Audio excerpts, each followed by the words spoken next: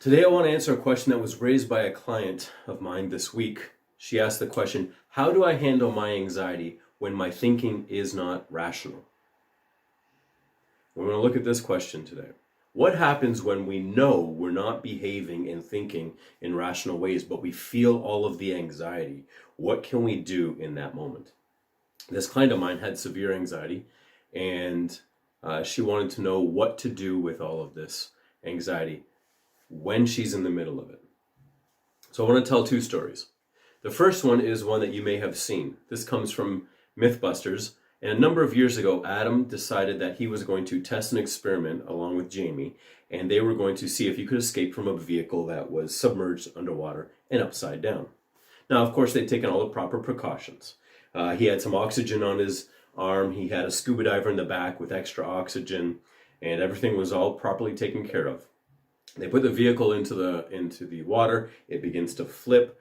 Jamie's now taking a breath, just almost running out of air. The dash cam's on his face, and he's describing what's happening, how he's feeling. And he takes his last couple of breaths and then says, okay, now we're going to try and escape.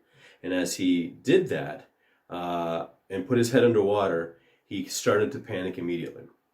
You see, the car had been all cleaned out, but it had been used by a smoker beforehand. And as the water filled in the car, the water started turning all milky and dirty because all the tar and nicotine and everything was bleeding into the water. When he put his head underwater, now it was burning his eyes and he could not keep them open. Now he's underwater, upside down, blind, could not see.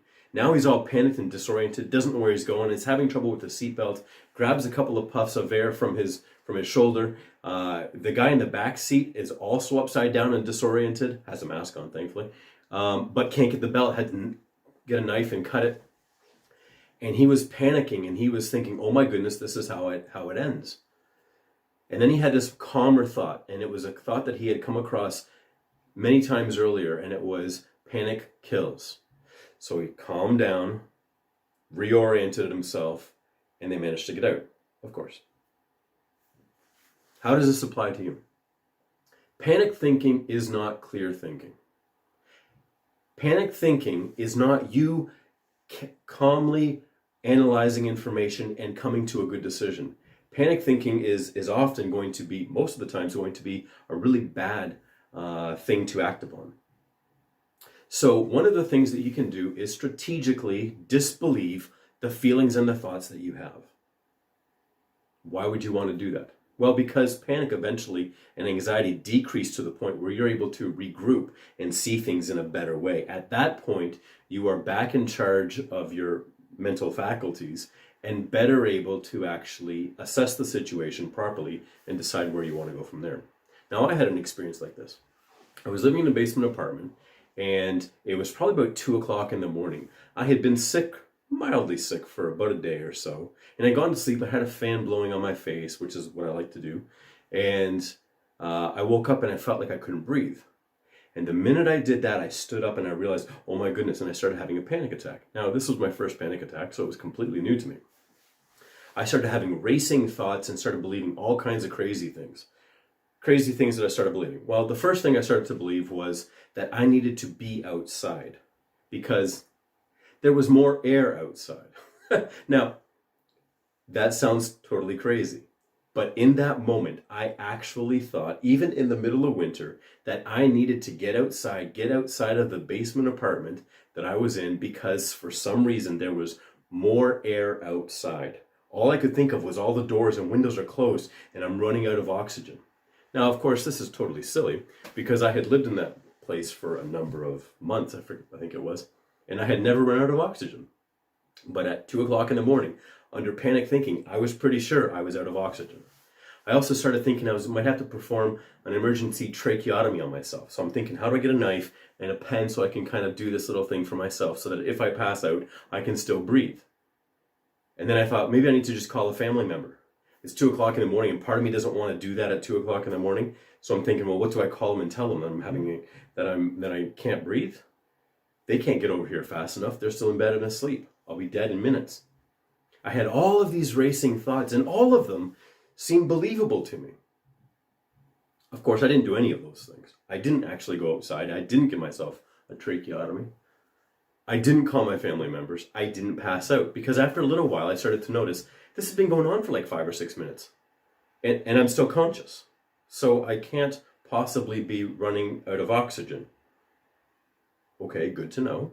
I checked. No, actually I am able to breathe.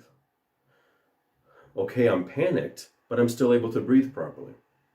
So all of the feelings that I had, all of the anxious thinking that I was experiencing, I temporarily disbelieved. I'm like, okay, I feel like all of this is true, but it's not. Now, I didn't try arguing with it. You see, a lot of people will try this. They will try arguing with anxious thinking.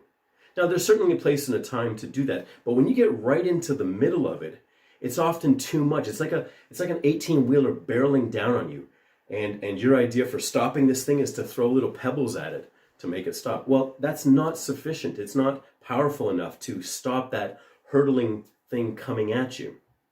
So you can still transcend the feelings, even if you can't stop them.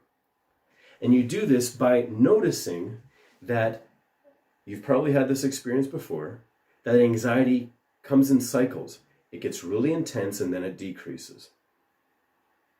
You can afford to wait most of the times until it decreases and you're able to think about things in a far more reasonable kind of way.